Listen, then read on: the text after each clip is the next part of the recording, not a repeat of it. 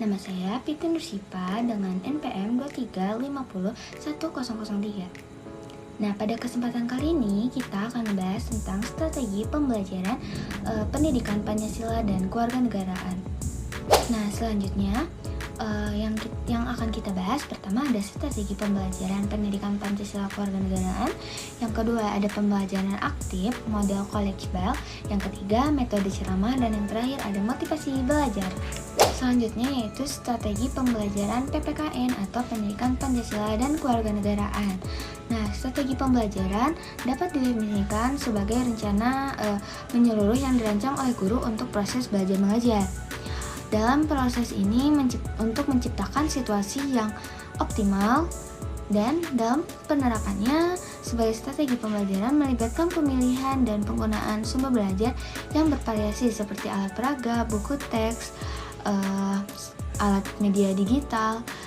Guru juga dituntut untuk mampu memilih pendekatan yang sesuai dengan kondisi lingkungan, karakteristik siswa, serta tujuan pembelajaran yang hendak dicapai. Selanjutnya ada pembelajaran aktif dalam model college bell. Nah, definisi dari model college bell ini atau pembelajaran aktif ini adalah metode yang menuntut keterlibatan siswa secara fisik, mental, dan emosional dalam proses belajar mengajar. Melvin L. Silberman 2009 menjelaskan bahwa pembelajaran aktif bertujuan menciptakan suasana yang menyenangkan dan dinamis di mana siswa dituntut untuk berpikir kritis, memecahkan masalah, serta mengembangkan pemahaman mereka secara mandiri. Model college bell adalah salah satu teknik yang digunakan untuk memperkuat materi yang telah dipelajari secara menyenangkan dan konstruktif. Nah, pertama ada kelebihannya. Yang pertama, meningkatkan partisipasi aktif siswa dalam proses pembelajaran. Yang kedua, membantu siswa memahami dan mengingat materi dengan lebih baik. Yang ketiga, menjadikan proses belajar lebih menyenangkan dan dinamis. Kelemahannya memerlukan waktu persiapan yang lebih panjang dan siswa cenderung berbicara sendiri dalam kelompok jika tidak diawasi dengan baik.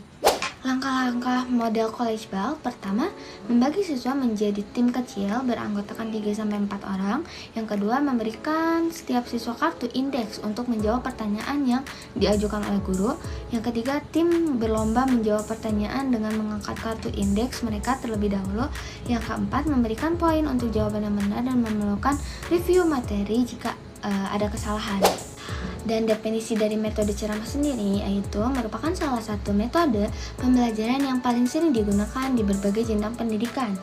Wina Sanjaya 2010 mendefinisikan metode ini sebagai cara menyampaikan pembelajaran secara lisan di mana guru berperan aktif dalam memberikan penjelasan langsung kepada siswa. Dalam metode ini siswa juga cenderung berperan sebagai pendengar yang menerima informasi yang disampaikan guru secara verbal.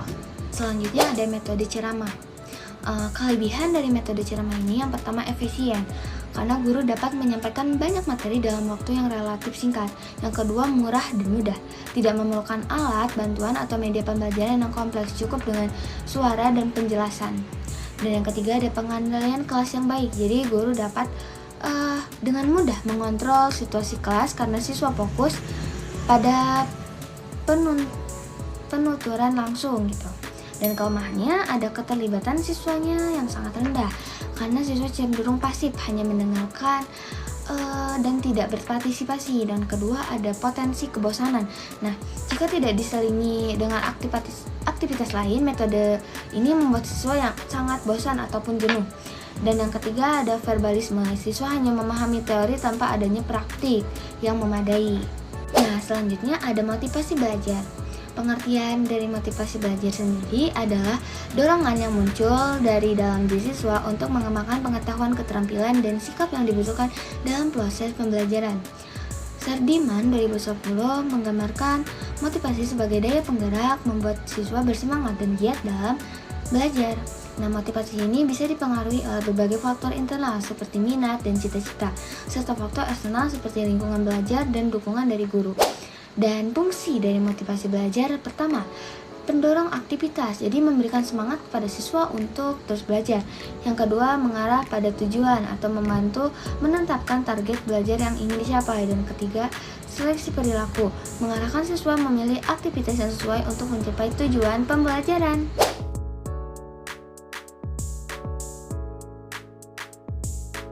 Nah, mungkin video pembelajarannya cukup sekian dan mohon maaf apabila ada kekurangan. Wassalamualaikum warahmatullahi wabarakatuh.